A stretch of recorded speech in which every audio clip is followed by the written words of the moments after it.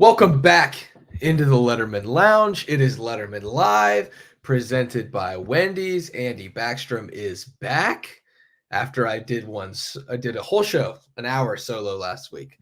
Andy Backstrom finally back for Letterman Live, presented by Wendy's. You've had Wendy's nugs dipped in sauce, but have you had them covered in sauce? Wendy's new saucy nugs take the crispy and spicy nugs you love and turn them all the way up to 11. Choose between flavors like buffalo, honey barbecue, garlic parm, or if you're a real heat seeker like Andy Backstrom, you can try the spicy ghost pepper only on Wendy's signature spicy nugs.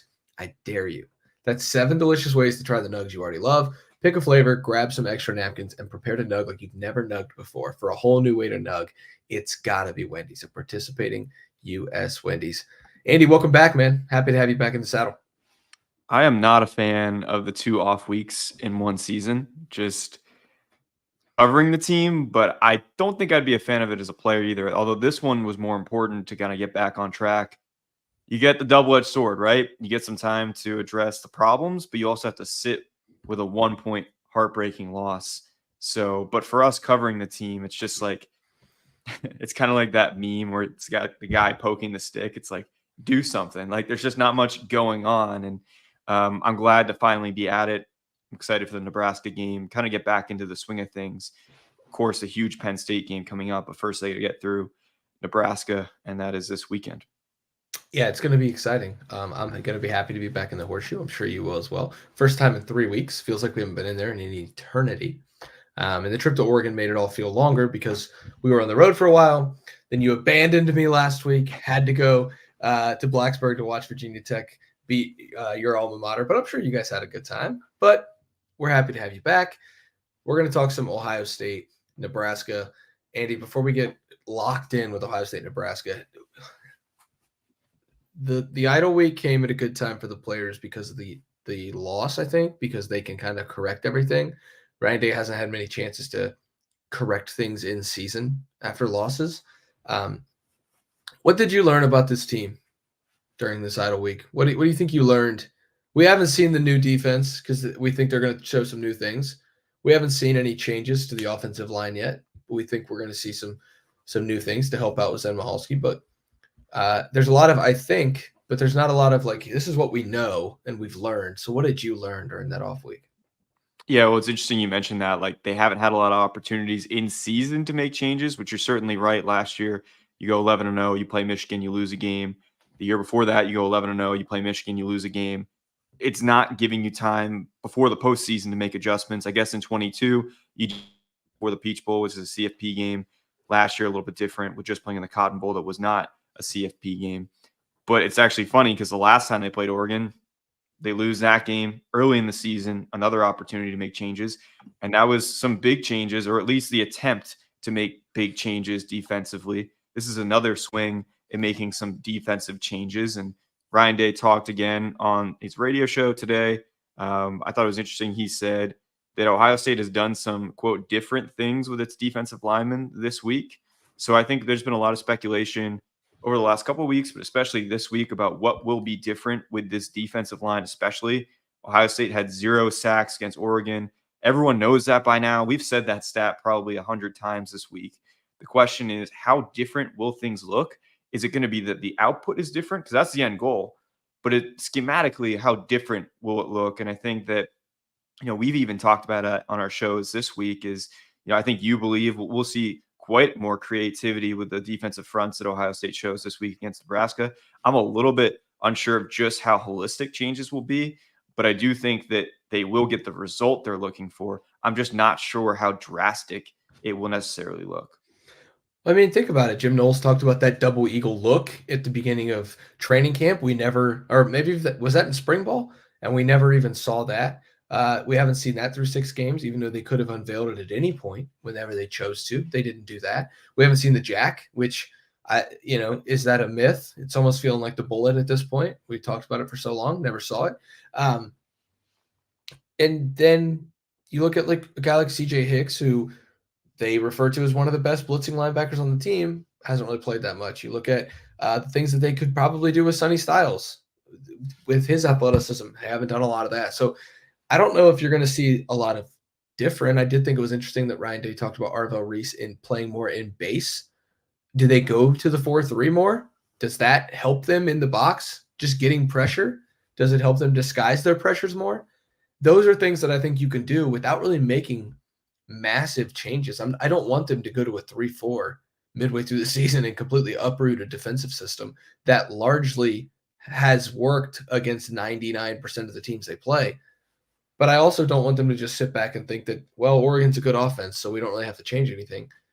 I just wonder, do we see different formations, or do we just see different action from the formations that we've already come to know from this Jim Knowles defense? I think there's a bit of a myth right now that Jim Knowles hasn't really done anything creative so far at Ohio State. I mean, you look at the Michigan game in 2022, he calls a play that quite honestly bit them, and it was a turning point in that game. He brought 6 defenders on a 3rd and 9, 2 safeties, 2 linebackers, 2 defensive linemen. They get pressure, but JJ McCarthy makes the throw. That ends up being a long touchdown pass to Cornelius Johnson. Quick pass out. Cornelius Johnson catches it. Everyone knows the rest. Missed tackle, blah, blah, blah, blah, blah. Touchdown. That kind of opened the gates for Michigan's offense. And JJ McCarthy's downfield throwing that day. He went on to throw, I think it was 3 touchdowns that were 40 or more passing yards in that game, attacking Ohio State downfield. So again, creative call there by Jim Knowles, poorly timed and didn't work. Execution did not come to fruition. Again, against Oregon, time where it was, trying to make a creative call, where this ended up being the Tez Johnson touchdown late in the first half that gave Oregon the lead back. And in this case, and we've talked about this one a lot this week, you show some pressure pre-snap with 3 down linemen. You have Lathan Ransom there, Sonny Styles all in kind of near around the line of scrimmage. And then he dropped 3 linemen and Ransom kind of into like the short zone. And then you end up rushing only Sonny Styles and Cody Simon. And that doesn't work because ultimately Gabriel has time, finds Tez Johnson downfield, who beats Denzel Burke. Touchdown. Oregon has the lead. Again, another turning point. So Jim Knowles has been creative at times. It's not working when he's calling those plays. And I think that's kind of the thing that it's hard to wrap your head around right now, is that it's not that he hasn't been creative. It's either him not picking the right spots or his players not executing when he is trying to pick those spots. And it's really fascinating because one thing that people used to call Jim Knowles like a mad scientist at Oklahoma State. That was a big word and kind of phrase they use. And I think it's kind of funny because if you're looking at a scientist, you're trying to pour into the beaker, right? You want to get it just right. And I think that's been the whole Goldilocks challenge this year. Like, you don't want to be too base and you don't want to be too conservative and playing off kind of what we saw a little bit in 2023 when they couldn't get that stop against Michigan on that final drive. But at the same time, you don't want to get bit like they have been in some of these situations. So it's a really hard spot that he's in. And he has to be that scientist to kind of pour the right amount into the beaker. Yeah, I see some guys, some folks in the comments talking about, big time players making big time plays. I understand that notion, but I think the growing sentiment in the building is that it was not a talent issue. Actually, I don't have to say the growing sentiment. The exact phrasing from the head coach was that they believe they have the right guys in the right places. So it's about putting them in the best positions to be successful. Scheme and coaching. So you just talked about Jim Knowles and the way that he dials it up with the scheme. Then you have to look at the coaching with Larry Johnson, with Jim Knowles, and getting on the same page and making sure that they have an understanding of how this defensive line needs to operate to be the most successful defensive line in the country and to win them a national championship.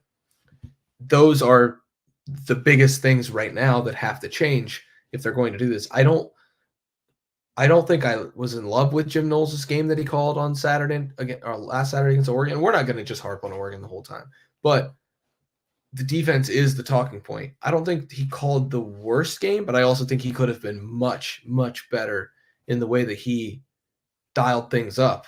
And then I think the coaching point is, are you putting them in the best positions to be successful before the scheme even gets implemented? And those are the questions that now have to be answered. I think they just need to play more free and they need to be quicker, faster. It felt like at times they just weren't on it. I talked about this earlier this week, is that needs to be the same level of urgency that you had with the 2020 offense that couldn't score effectively. You need to bring that every time. And the defense has talked about that, wanting to win the game for this team.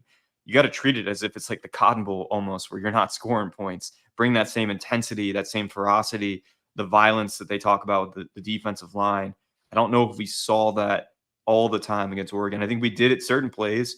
I mean, look, JT Tuimoloau really gave them a shot at the end of that game by making that stop at the goal line to force Oregon to kick a field goal. That way, Ohio State only needed a field goal to win the game. It would have been tough to score a touchdown in 147 with one timeout.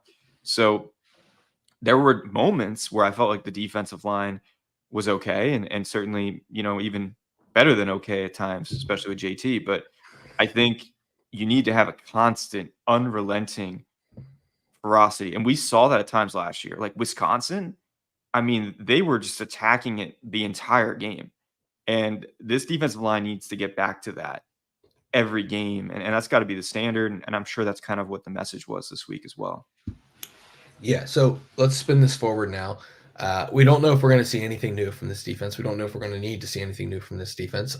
Nebraska's, I think, struggling a little bit on offense right now, but they have Dylan Raiola, really good freshman quarterback who was a 5-star prospect, former Ohio State commit. We all know the story. Well, maybe we don't all know the story there, but decommits from Ohio State, ends up committing to Georgia, decommits from Georgia, ends up committing to Nebraska. There you go. He's in Lincoln now. He's going to be in Columbus on Saturday to play Ohio State. So I don't know what we're going to see from this defense. I truly don't know. And I wish I could sit here with you, Andy, and we could talk about, hey, we know we're going to see this. We have no clue because there's been some chatter about some changes. There's been some chatter about potentially Lathan Ransom being out and who plays there. Could it be Jordan Hancock, Lorenzo Styles situation? Could it be a Malik Hartford or Jalen McClain situation? Those seem to be the two most likely outcomes. So we'll see. But it's going to be, I think this makes this one of the most fun games we can cover this year because we are expecting to see so many different things when they take on Nebraska, which brings me to, you know it, you love it, Andy, the keys to the game. I think Ohio State just has to set the tone defensively. And I know that's probably a loaded key to the game. But defensively, like you go out and you set the tone early, and I think it's going to send a message to, just what this defense is going to be about for the last 6 games of the season. Yeah, I mean, we just talked about it. This is a reset period. This has got to be the time that they check in and show a different side of themselves, maybe more back to the 2023 side of themselves, and maybe an improved version of that unit. And I think that is certainly a key because you could get Nebraska off kilter. Last week, they were uncharacteristic, at least for this season, and turning the ball over 5 times. Anyone who's followed Nebraska has known that turnovers have been a problem for the program in years past. This year, it wasn't a problem. They actually entered the Indiana game with 10 takeaways and only 4 giveaways, and now they got 11 takeaways in the year and 9 giveaways. So that ratio does not look nearly as good. They're tied for 10th in turnover margin per game now in the Big Ten. But generally, they've been good at not giving the ball away this year, and that's a big credit to Dylan Raiola and what he's done as a true freshman starting quarterback. But if Ohio State makes things difficult, turns Nebraska over, or even just forces 3 and outs, because again, look, Nebraska turned the ball over on downs 5 times in that game against Indiana. They were 7 of 16 on 3rd down, better than they were on 4th down, but still not great. And, if you could even just force 3 and outs and you get Nebraska playing from behind, you make them one-dimensional, that's a really tough thing for a true freshman quarterback playing in the horseshoe. That's crazy to me when I saw that. So they don't convert on 9 3rd downs. Of the times they didn't convert on 9 3rd downs, they gave it away 5 times on 4th down. That's crazy. No wonder they got blown out so badly. And then he threw 3 interceptions to boot. That's well, look, that's why I think like the score. I watched that full game, and I think like it is misleading. I mean, they got beat, and Indiana played great. I think that needs to be said first of all. But secondly, like Matt Rule said this in his post-game press conference, the game would not have been 56-7 if Nebraska decided to punt. 3 or 4 of those times they went for it on 4th down. Like they were trying to attack. They were trying to put Dylan Raiola in those situations and see like, hey, how do you respond, kid? Like, what are you going to do here? And how do you respond as a team in those situations? You want to keep swinging, send the message to your team that you're going to keep fighting. Obviously, it didn't pan out, but I think that's more why it was 56-7 rather than maybe 35-10, Which is why if you're expecting 56-7 this week, I think you're probably going to be disappointed, if I'm being honest. Yeah. I mean, I still think Ohio State could win in a blowout, but yeah, I don't think they're getting into the 50s. Yeah, no, I don't expect that either. I think Nebraska will probably understand that it'll have to take its medicine this week if it starts to get out of hand. Unlike last week when it kind of just kept swinging or just kept blowing its nose instead of taking that medicine, I guess, if you will. Let's stay on that metaphor. Let's go another key to the game. Run the ball. Nebraska is giving up. They're I think 16th nationally. I wrote on lettermenrow.com on Thursday. They're 16th nationally against the run. They're giving up just a shade over 100 yards a game on the ground. But the thing about it is that is a misleading stat because they did that against a Colorado team that has, I mean, quite frankly, no interest in running the football whatsoever. And then a couple of bottom-feeding teams. And then Northern Iowa got over 100 yards on them. Indiana had 215 and 5 rushing touchdowns, 215 yards and 5 rushing touchdowns on Nebraska. And when they lost to Illinois in overtime, Illinois had $166 on the ground against them. So you can find lanes in the run game against this Nebraska defense if you want to. And the fact that Colorado didn't even want to, and a couple other teams didn't have as much success, I think Ohio State should go there first and establish the run, an RTDB, if you will. Get that thing going. Get Zen Michalski some confidence in the run game. Yeah, Zen Michalski is going to be a big part of that. How does that look with him? Them running the football with him in the game. Second half against Oregon, Ohio State really couldn't run the ball effectively. And, outside of those 2 big runs from Travion Henderson, didn't have a lot of success on the ground throughout that game. And, Quinshon Judkins had his least productive game of his Ohio State career. He also fumbled the football, which is something he doesn't normally do. We had the news reported by our Pete Nakos and later confirmed by several people that, including Ryan Day, that, Quinshon did have a minor procedure on that hand and it seems to be fine. But that's something to monitor as well. So I don't think, I do think we have more questions about the run game than we did before the Oregon game. And I don't think anyone thought that they were going to run for 200 on Oregon, but it certainly was interesting to see the second half drop off. And part of that's playing from behind and not being able to run the ball when you're in a 2-minute drill with one timeout. You got to be throwing the ball. Yeah. But I did think they were less effective overall. And, it's really interesting watching the Nebraska-Indiana game. I think that Indiana really put Nebraska in a bind with the run-pass mix.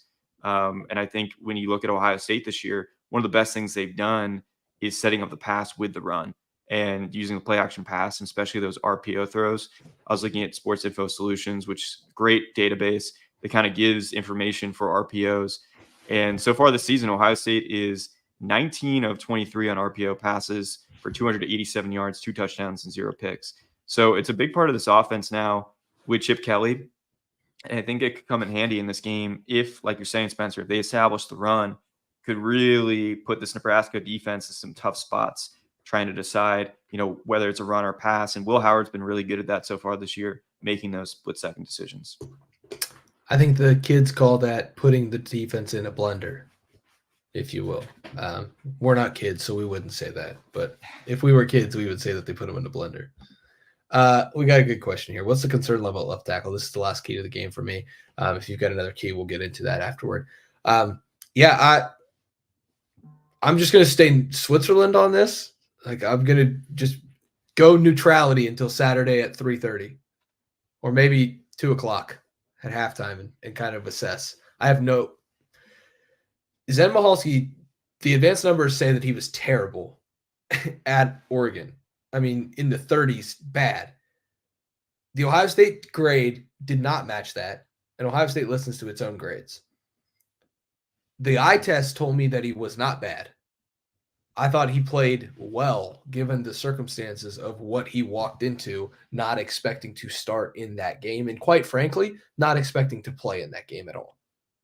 He traveled, but he did not. Like, if you told Ryan Day, like, hey, your backup left tackle is going to play 45 snaps, he probably would have fainted before the game, just because like you don't expect that, nor do you want that. So like for Zen to step in and do what he did, I was pretty impressed. Is he going to be good against Nebraska? Well, he's taken 2 weeks worth of first team reps now. He's a fourth-year player. If the development is what it's supposed to be, he was a second-year player when Justin Fry got here. I think that's correct. So he's been in the system for 2.5 years with Justin Fry. Like, okay, the development should be there with Zen Michalski. If the development's there and he performs well against Nebraska, I will have very little concerns coming out of it. I will have a little bit of concern on what's ahead because of Abdul Carter and Denny Sutton from Penn State, but we'll talk about that next Thursday in the Lettermen Live presented by Wendy's. But like, if he performs well against Nebraska, I won't have many concerns.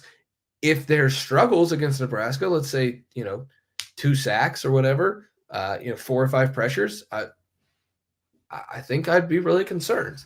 But right now, like after what I saw against Oregon, I would say I'm more on the side of not concerned, but I also don't know if that's warranted because the advanced numbers say that he wasn't good at Oregon. I don't know. Do you know how to feel about this, Andy? I think this is one of the more surprising developments of this season. Not that Josh Simmons got hurt. I mean, that's obviously unfortunate, and wish him the best on his recovery.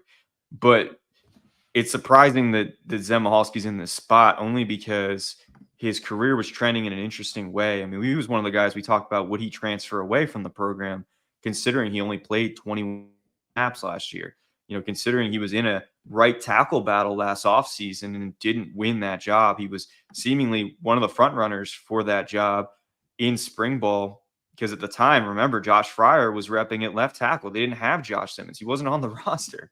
Josh Fryer was going to be the left tackle, and Zen Michalski was competing with Tegra Shabola and others at right tackle in spring ball. And we thought, hey, maybe Zen's going to be the guy. Then you flash forward to training camp. Well, suddenly Josh Simmons is there. Josh Fryer's playing right tackle, and Josh Simmons is a left tackle. And Zen Michalski's not really in the discussion anymore. Only plays 21 offensive snaps. We're not talking about him.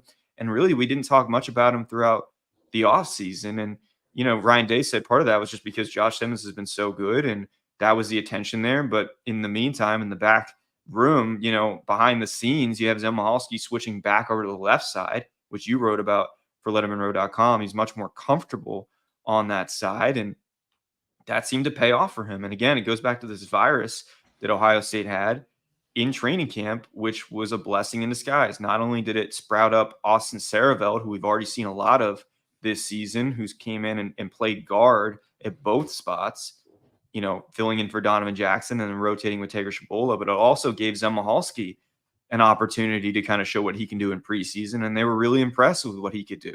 So it's almost like we're seeing a different Zen Michalski. If you're asking me my concern level for Zen Michalski going to the game last year at right tackle, I would say it's pretty high because he did not look great in what we saw in spring ball, and he wasn't really a factor as much in preseason.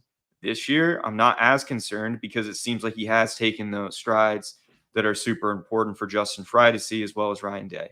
But I'm with you that we obviously need data. That's a super important thing. But certainly, it seems like he's improved, and he's gotten this opportunity for a reason. Andy, I think it's interesting. Let's go in the Wayback Machine and think back to 2023 when we're talking about the offensive line, and is it going to be an abject disaster? This kid from San Diego State's coming in. We're talking about this offensive line, and every piece almost is brand new. And we still weren't mentioning Zen Michalski's name because the Ohio State coaching staff wasn't. This year, we come in spring, and kind of like what you said, they flip him back to the left side. We come in the spring, and every time we would bring up offensive line, the coaching staff would say, oh, and Zen. We would name Tegra and Josh Fryer and Josh Simmons and George Fitzpatrick. And then all of a sudden the coaching staffs, they would be in the middle of their answer and be like, and Zen too, he's impressing, or he's not impressing, but he's improving. Zen is getting better. Come to the training camp, and it's like, okay, like, how do you feel about your depth at tackle? Well, we feel like Zen's made a lot of progress. We feel like George Fitzpatrick's made a lot of progress. They weren't saying those things at the beginning of 2023, and maybe that was because the entire offensive line was kind of mumbled and jumbled, and they had to figure that all out from a starting lineup perspective, and this year they could talk about the backups, but like Zen's name was not coming up in 23. Even when he hasn't been playing, his name has been coming up as an offensive lineman who's developing. And so I think Ohio State, if you would have given Ryan David, if you would have given somebody truth serum, in the building at this time last year, hey, can Zen Michalski come in and play for you against Nebraska, Penn State, and Indiana and Michigan, and then Oregon in the Big Ten title game, try to win you a title? They would probably say, I don't know about that. Right now, I think they're a little more confident in that. And it's just, you pick up on some of these things when you do this for long enough. We've been around Ryan Day in this program long enough. Tim would tell you the same thing. He's been doing it for 40 years. Like when you hear a guy's name come up unprompted pretty often, that's a good sign. And I think Zen has started to get there in the eyes of this coaching staff. And so I think I don't think all of that to say, I don't think the confidence that they're showing this week and talking about this week is not just them trying to will Zen to be a good player. I think they truly do believe it. And one last thing I want to mention about this before we move on is that, look, Zen and Donovan Jackson are really close. Like those are roommates and friends. And when you talk about communication on the offensive line, that's one of the most important things. I know this is a home game, but wherever you're playing, communication is of utmost importance. And I think the fact that they have that bond, they've been in the program together, off the field, they're really close, that doesn't hurt. And I think that's a cool little story line in here as well. Yeah, I will add to that just for a second. When Donovan decided he was coming back, we did a press conference with some of those seniors. They were just getting ready, in between the Cotton Bowl disaster and the spring game and spring practice, and talking to Donovan about the play against Michigan and how maybe that was before the Cotton Bowl. It was before the Cotton Bowl, but he was talking about getting over the last play against Michigan where he trips and allows the pressure to come in. Kyle McCord gets hit on the interception. And Donovan Jackson really blamed himself for that play. It was really, really hard on himself. Said he wouldn't leave his apartment for a while.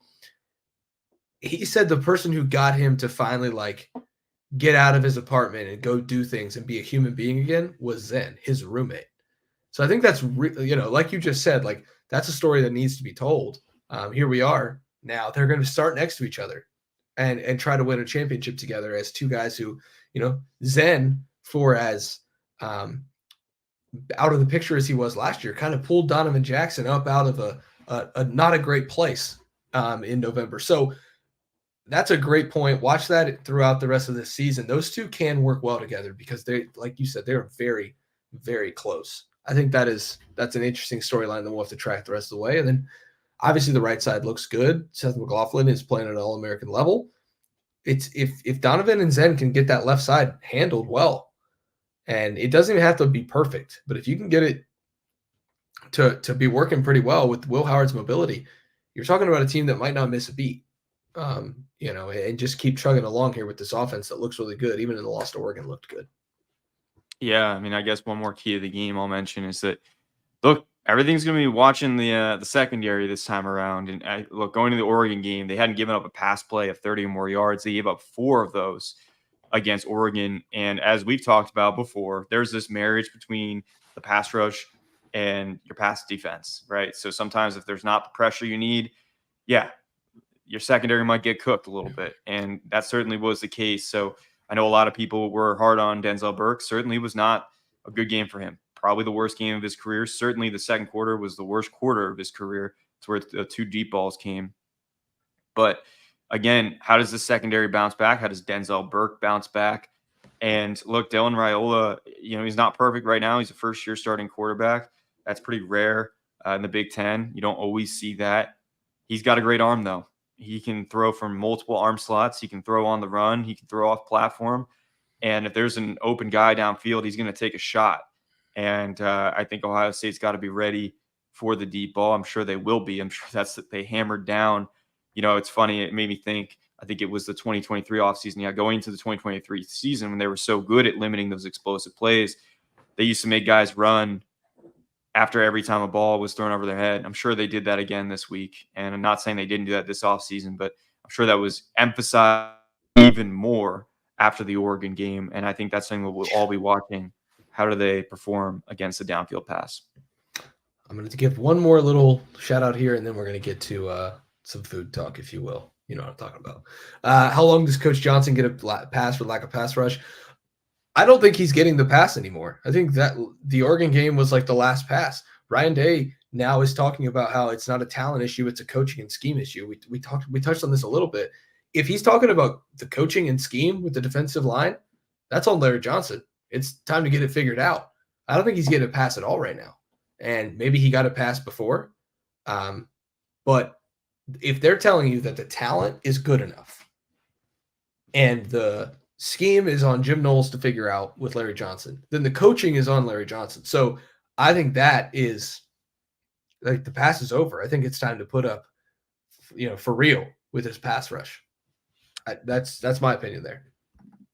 Yeah, look, it factors into this season and also factors into recruiting. Like, you can only point to Chase Young and the Bosa brothers and Hubbard and go down the line of all of these great pass rushers and their sack totals, because that's like what recruits look at. They look at the sack totals. We talked about the importance of pressures and how sacks don't mean everything, but at a certain point, they mean a lot. They mean a lot in recruiting. They mean a lot in production, and it's just not coming right now. And I think there's only so long you can point to, look, that was really great in 2016-19 era.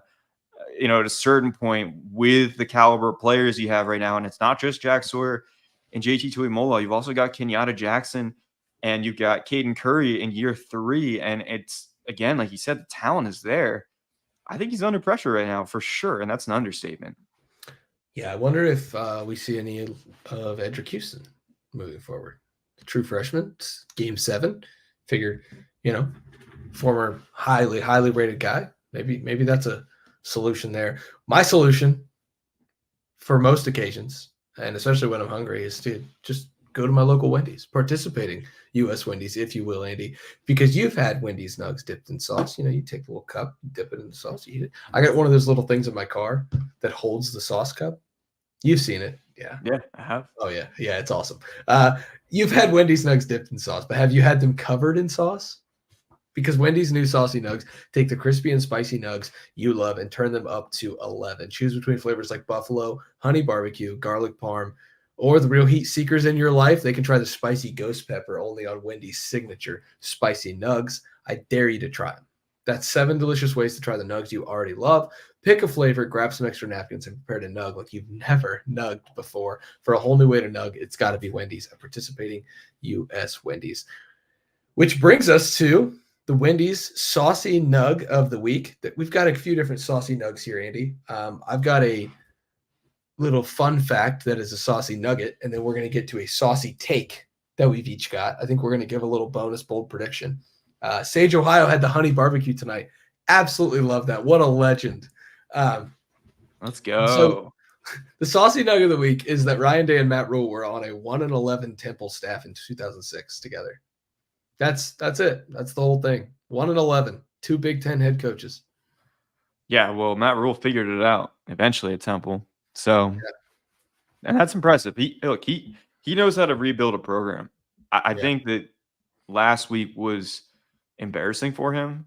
It was something he was really upset about. He apologized after the game to the fans who had paid money to go out there, even the ones who didn't, who were watching that. And I think, we got a text from our buddy Jimmy Watkins, who covers all things Cleveland sports and everything in Ohio, really, as a columnist for Cleveland.com. He said, I think Nebraska is going to come out with some spunk. And he covered Nebraska for a little bit. And I agree with him. Like, I don't think this is going to be a Nebraska team that rolls over. Matt Rule knows how to get the best out of his guys. And I don't proud of last week's performance at all. And, kind of with that Temple point, like whether it was Temple, whether it was Baylor, and what it is now at Nebraska, like they are improving. It is looking better than what it was. So hat tip to him. Didn't work out in the NFL, but he knows how to rebuild and build a college program. He certainly does. And Ryan Day, obviously doing, his thing at Ohio State. 2 Big Ten head coaches. Again, a 1-11 staff produced 2 Big Ten head coaches. It's crazy how the world works sometimes, but those two, I'm sure, have some fond memories of working on that Temple staff together. Andy, let's get into it. The saucy take of the week, the Wendy's saucy take of the week. I got a pretty saucy take here. You go first. Pilot us off. I think it's going to make some Ohio State fans mad, but I think it's going to really work out for Ohio State in the long run. Okay. I think Ohio State is going to kick 2 field goals from beyond 50 yards on Saturday.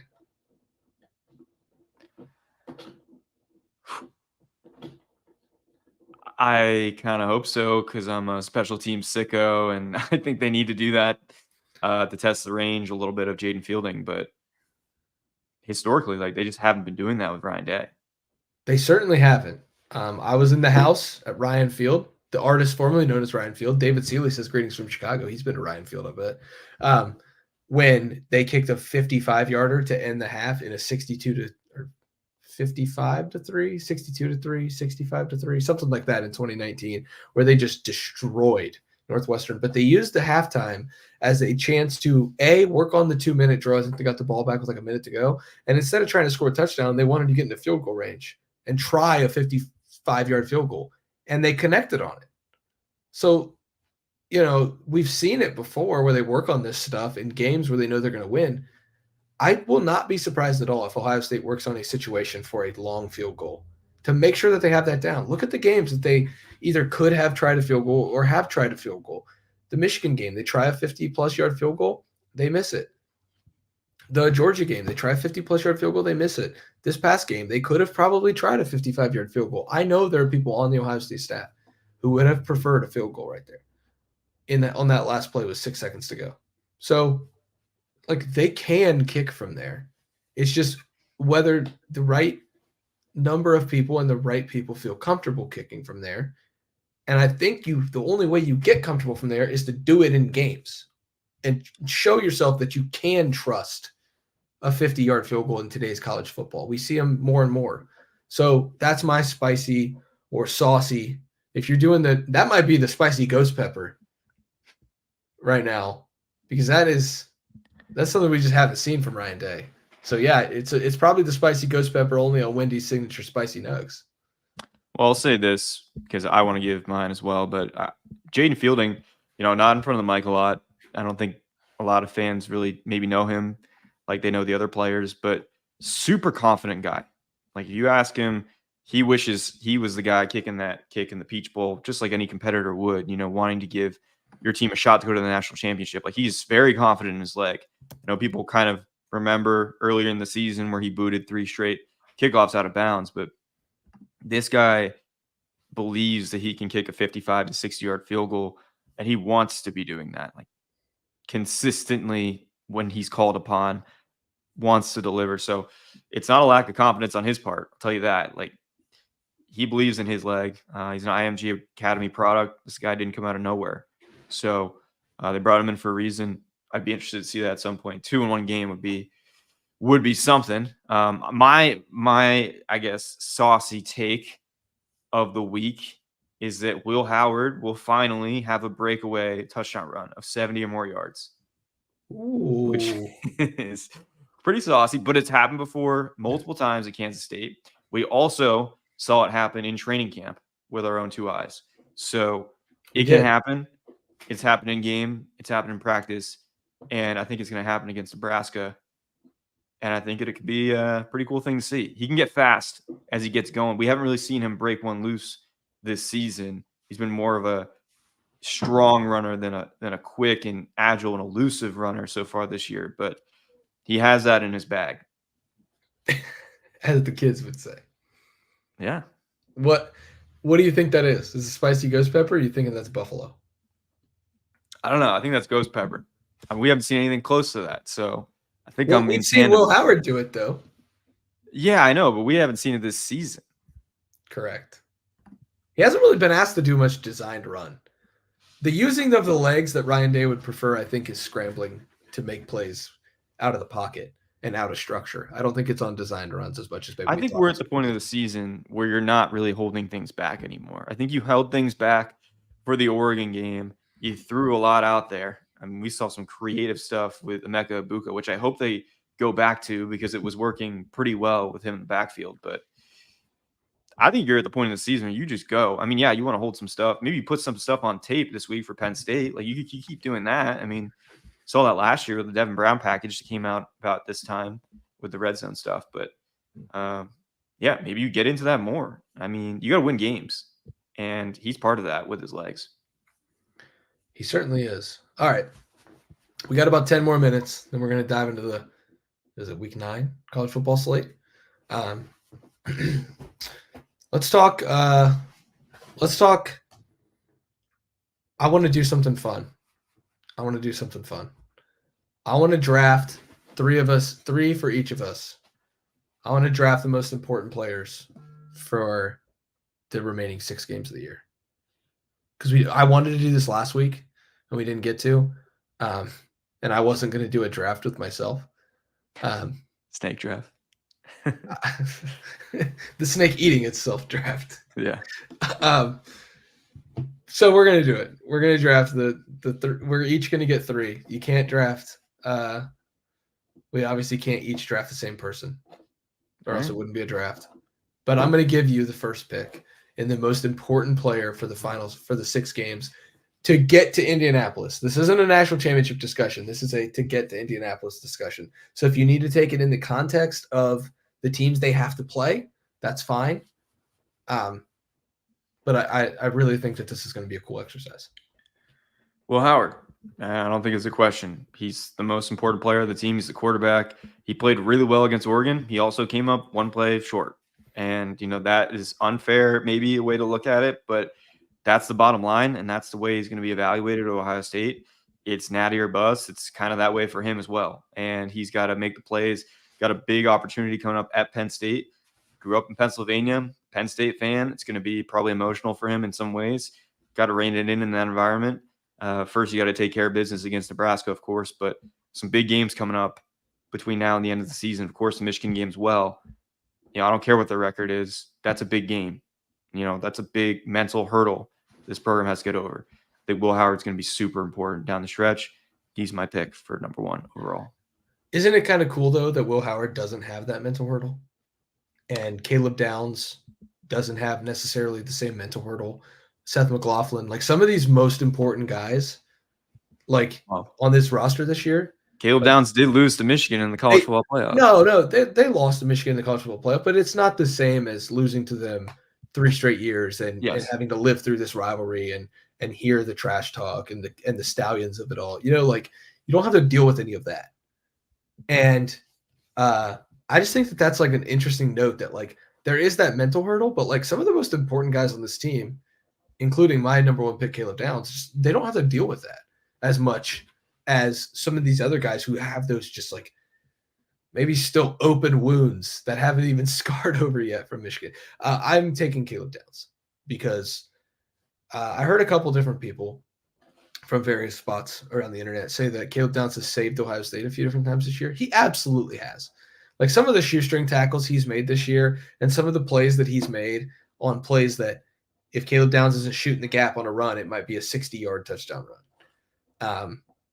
He has been everything that they wanted and more. The stat sheet doesn't show that he's got the same production as Alabama. I don't give about the stat sheet because he has been incredible for this team.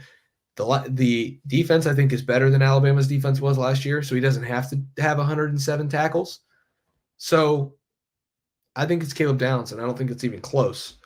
He's so good, and he erases things that we haven't seen from an Ohio State safety since Jordan Fuller in 2019, when he was quite literally called by Jeff Hafley the eraser. Yeah, it's a good pick. I'm going with Jack Sawyer. Look, he's mocked in the first round in NFL draft mocks for a reason. Still, to this point, he's a really good pass rusher. I think there's been a lot of talk about the antiquated term used by Nick Saban referencing this pass rush. I think that's more just about what we were talking about earlier, stagnant, same kind of defensive fronts, rushing 4 predominantly. I think if you let Jack Sawyer be in the right positions, look, the beginning part of his career, he wasn't in the right position of the Jack. I think he belongs with the hand in the dirt. We've seen him be dominant at times throughout his career. Consistency is the key for all those guys on the defensive line. I think Jack Sawyer had a second half takeover last year. Maybe he's the second half guy. Maybe he takes over again, and sure would be the right time for him to break out in his senior year, right ahead of the postseason and, of course, the NFL draft? I am going to. I think the receiver room's a spot that I should go, but I don't think I can because when I said most important, it has to be Zen. I can't believe it's October 24th, and my Yeah. second pick is going to be Zen. Yeah. Because if he's not what they need him to be at left tackle, Andy, Donovan Jackson probably has to go to left tackle. And then you upset the interior of the offensive line and the chemistry that trio has built there, and the continuity that you have. At least you have four that are still in the same spots. If Zen doesn't work out, it's okay. We're flipping George Fitzpatrick to left tackle, even though he's only played right tackle that we've seen for a little while, or for a year now. Or we're taking Donovan Jackson, uprooting him out of a spot that he started at for 3 years, making him play tackle, and now you have to hope that he's not only is he good at left tackle, but somebody else is good at left guard. If Zen is good, and if he's even serviceable, I think it takes the idea of them going and winning the Big Ten and eventually winning a national championship, and that exponentially goes up compared to the alternative where we live in a world where Donovan Jackson's playing left tackle, and now they have to try to figure out if another left guard is any good. Well, yeah, I mean, your other left guard's probably Austin Sareveld, though. So you have seen that. Yeah. And I think that would be an advantage of the way things have gone so far. But I agree with you. Zen's extremely important, which is as I said, the biggest surprise so far this season. Again, that you have this injury, one, sure, but more that he's this guy. And I think it's a super cool opportunity for him. But man, the pressure's on, and he's got to deliver. Yeah, I mean, if what I just said doesn't tell you about the pressure that he's under, then yeah, metaphorical pressure and the physical pressure that he'll be facing from premier edge rushers. I guess it's back to me, or do you have a snake? What's the deal there? No, go ahead. Yeah, it's back to you, man. All right. Yeah, I don't know about this pick, but I'm going Jeremiah Smith because I feel like he changes the way teams defend Ohio State, and maybe a little bit less so than what Marvin Harrison Jr. did, because I think Ohio State's more balanced. But again, like, let's say the run game with this new offensive line configuration, maybe it isn't as good, and maybe they need to throw the ball more. Having Jeremiah Smith changes the game. It makes Emeka Egbuka better. It makes everyone on the offense better. He can change games on a 50-50 ball that becomes a 70-30 ball. There's another timeline at Oregon where if a ball is placed a little bit closer to him, a couple plays before the pass interference, we won't be talking about a pass interference penalty. We weren't talking about an illegal substitution penalty. Maybe he makes another one-handed catch and they either score a touchdown or kick a field goal, chip shot, and win that game. He is that good. Everyone knows that now. He is a weapon. He could play in the NFL next year if they allowed him to. So for me, that's my final pick of this abbreviated draft. So that gives me Will Howard, Jack Sawyer, and Jeremiah Smith. I'm happy with that. You should be. You got the star power. I've got the nuts and bolts that keep the plane together. No, you're right. Shout out to Boeing. This is going to be chat. Don't get mad at me. Just hear me out. I'm going with Denzel Burke. Yeah, it's a good pick. This team is going to see some Penn State receivers that I'm not in love with, Indiana receivers that are sneaky good. Michigan, never mind. But if they do what they want to do, they're going to play Evan Stewart again. If they do what they're going to do, what they want to do, they're going to see Isaiah Bond maybe from Texas, or they could see Evan Stewart again. They could see Trey Harris from Ole Miss. They could see Kyron Lacey from LSU. There are some ridiculously good wide receivers around college football. They could see the spread, the mega spread, the air raid from Tennessee. I'm just thinking, Clemson, Kate Klubnik, and those freshman receivers that are really, really, really turning on so right now, like they're going to see some really good passing attacks if they're going to win a national title, and if they're going to win the Big Ten. Number 10 has to be great. Like not only good, I think he has to be like. I don't think he has to be great to get to the Big Ten championship game. He has to be great in the Big Ten championship game because that Oregon will go back after him, and there are teams in the college football playoff who will watch that Oregon tape and wonder what they could do against him. He's a very, very good player. He is, who had the worst night of his career. We talked about this last week. Me in the chat talked about this last week. If he can get back to where he was previously before October 12th, that unlocks everything else with this defense because we know what he can be. And if he can get to where he can be, then I think this defense is going to be in a good spot. I trust the offense enough where, like, if something happened to one of the receivers, I trust that one of the receivers can step up and Will Howard can do some things. I didn't draft a running back because I like both of them so much, and I didn't want to separate them. And I only gave us 3 picks each, even though I made the rules and I could have given us as many as we wanted. So I think Denzel is one of the 6 most important players for this team moving forward, and I think he should be recognized as such in the draft. I think that was a good pick. I was considering him as well. It's an opportunity for him. Look, it's going to be hard to be cornerback 1 in this class, especially, but he still has a shot if he plays his way back into it. Again, back into it. Certainly out of the first round talk right now, but you have an opportunity with the potential opponents you're facing, a potential rematch with Oregon that's included in that group, an opportunity to bounce back. And look, cornerback, defensive back, defense in general is about having a short memory. This is an opportunity for him to show a lot of NFL teams that short memory.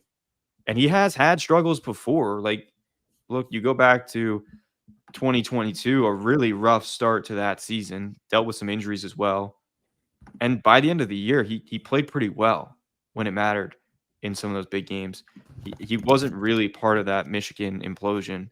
I think there were some other defensive backs that probably would have liked to have a better day on that one. But I think he played well down the stretch, including in the Georgia game. So Denzel Burke has responded before. This is a different kind of adversity.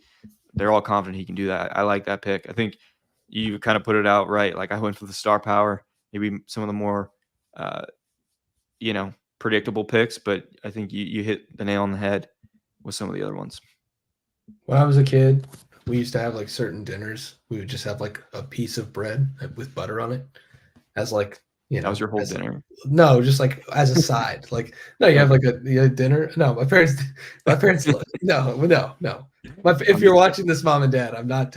I know. I'm just. This is so good. Now you got me all blush. No, I'm blushing and everything. Actually, I know my dad's watching. He's probably laughing right now. No, but we would have like a piece of bread and butter on the side, and it's like, I feel like you got the meal, and then I just supplied like the bread and butter. Yeah, like you have to have it to tie the meal together, but like it's not going to be the star power of what's on your plate, because I've got Zen Michalski, Caleb Downs, which there's some star power there, and Denzel Burke. So yeah, it's the Thanksgiving plate right there. Important sides that make or break the meal. Absolutely. All right, let's pick some games. I know everybody is sitting on the edges of their chair. Sage Ohio needs picks. I know he does. He loves that. 6 minutes from now, Kyle. He's 4 touchdowns away, Andy. Kyle McCord is 4 touchdowns away from tying the season touchdowns he had last year. He had 24 total touchdowns for Ohio State last year.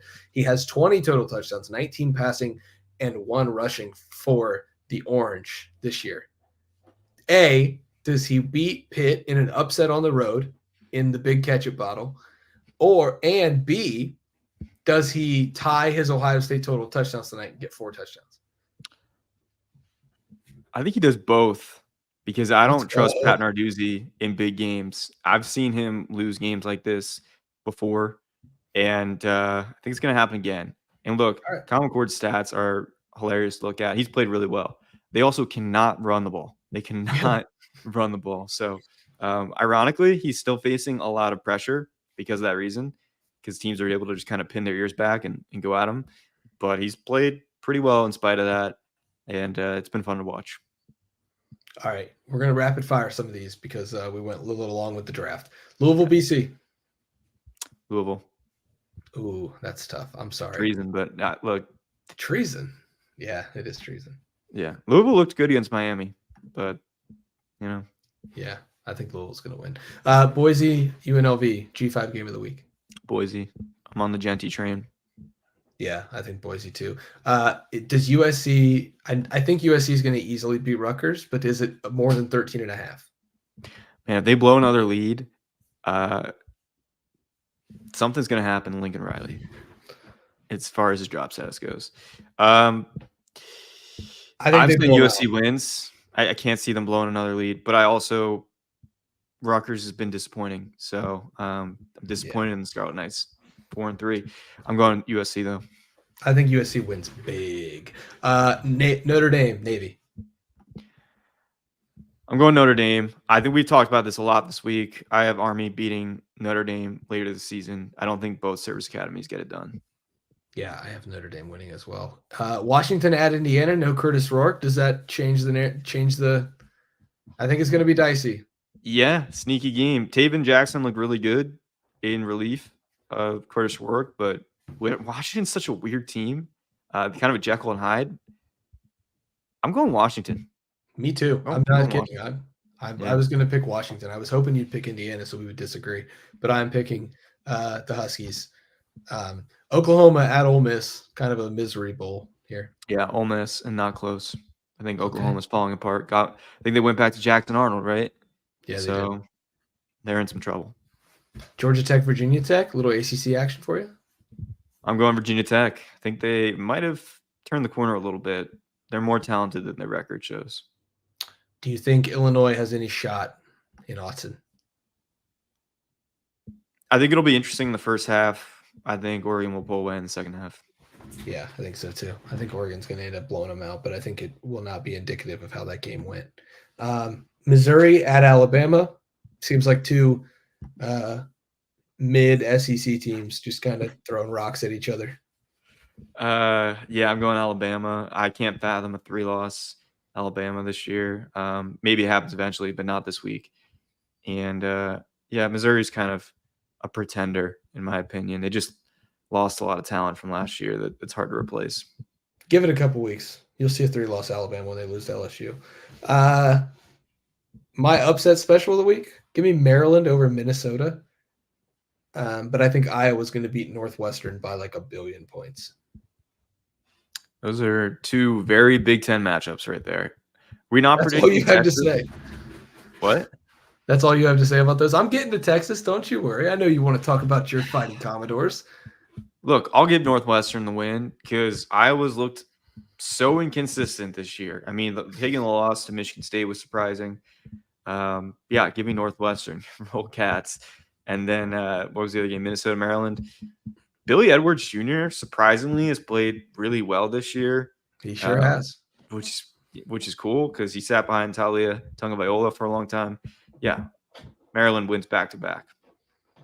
I'm not here to tell you that Billy Edwards was better than Talia, but he doesn't look bad. Yeah, I mean, Talia literally owns every record ever. Because he was there for a decade. Okay. He's on that JT Barrett record-breaking grind. Texas at Vanderbilt. Texas, but I'm kind of excited to follow this game. I hope it's somewhat close in the first half, like kind of along the lines of the Illinois-Oregon situation. I don't think it will be close by the end of the game. Yeah, I think this is when the clock strikes midnight on the doors. Miami is a 21-point favorite against Florida State, and we only picked this because it's a rivalry game. Can you imagine that this is the game that Florida State wins? It would just be so Miami that I kind of wish it happens, but I'm going with Miami. Cam Ward is really fun to watch, and I mean, I'd be lying to say I don't think about Cam Ward with Ohio State. Not that was ever close to really happening, but it is a thought bubble that's in my head sometimes. Every person watching this, if you have hair on your head, it's because Cam Ward does not play for Ohio State. Yeah, Because the game against Cal where he threw the across the body 80-yard pick six, and then everybody said, oh my gosh, he had his Heisman moment in the second half of that game.